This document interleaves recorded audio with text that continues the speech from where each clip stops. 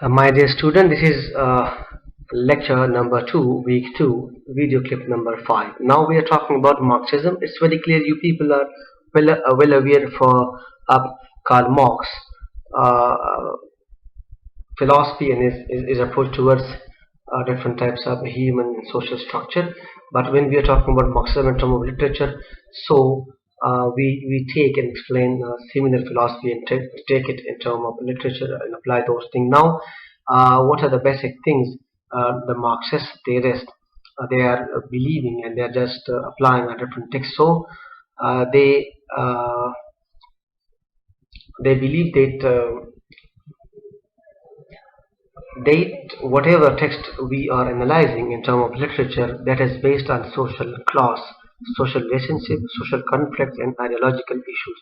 Now, uh, whenever we are talking about any text, so the conflicts inside the text can be taken as a source, and we can pinpoint the difference between social classes, the conflict between social relationship over there, or the disappointment of human society due to capitalism, and then other type of ideological issues they can stop, or they can cause trouble in the lives of the poor. So the class distinction, their differences, and the unequal division of uh, social wealth in society.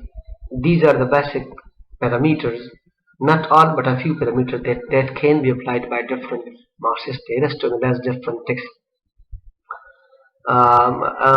We can see different types of historical traces of this Marxism, and even we have different other authors like Althusser and different other things, other authors who have described similar things with their own works. But most of the well-known author is Marx, and Marx has explained that whatever the conflicts are available in society, you can find in different texts that will be based on social differences, social conflicts, and ideological issues of those society. We definitely will talk about these theories in detail in different lecture one by one.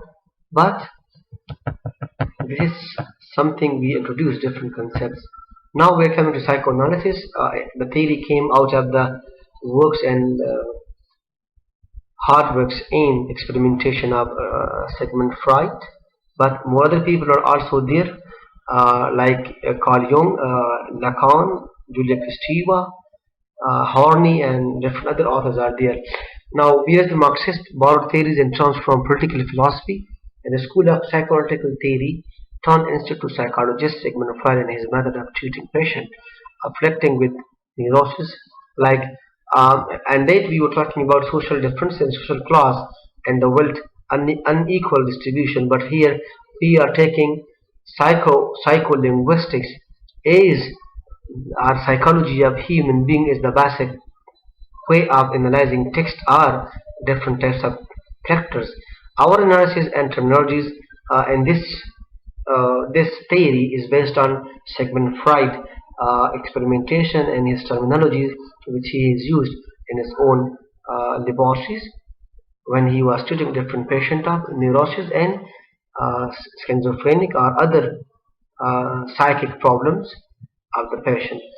Now, what do they say? The interpretation of dream and writings on neurosis and the unconscious mind.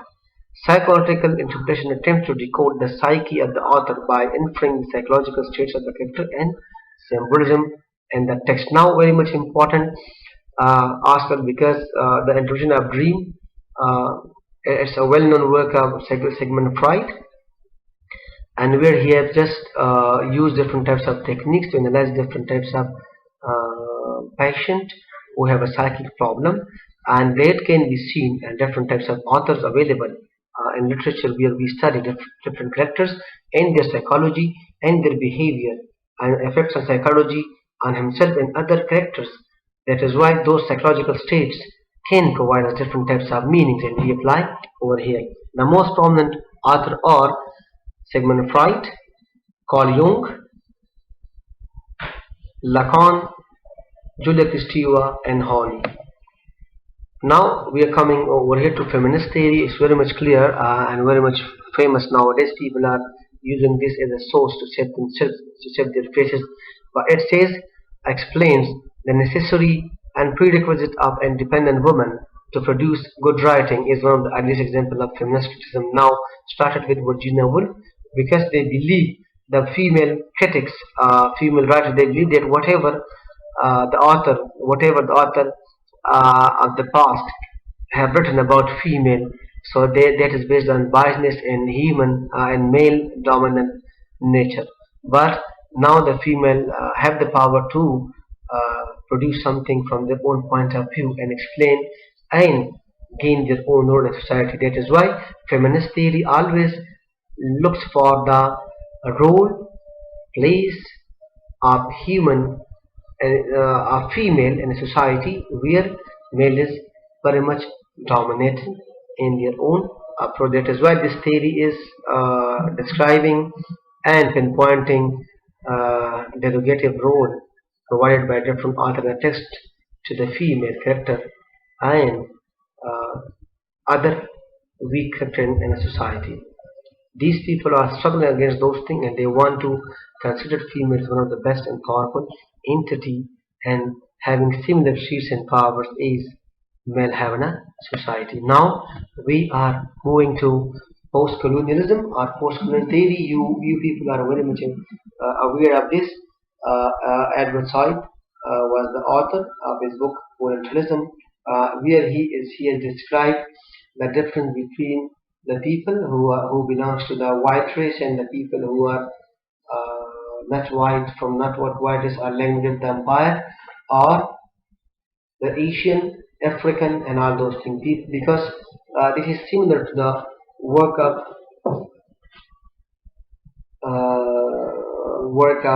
master and slave concept of Althusser that is available over here. Because post-colonial theory, specifically by Edward Said, Spivak, and Ijaz Ahmad, and different other, they have just described that the white men have represented the black or the brown men like Asian and African quite enslaved, uncivilized, uneducated, and they targeted them that they don't have any wisdom to rule the world. That is why this post-colonial theory is similar to feminist theory, but different in the region, because in feminism they focused on female freedom and their emancipation. But here he is talking about the black and the brown. You can study um, double marginalization of human beings by Spivak and Ijaz Ahmad while taking it in terms of psychoanalytical theories and postcolonial.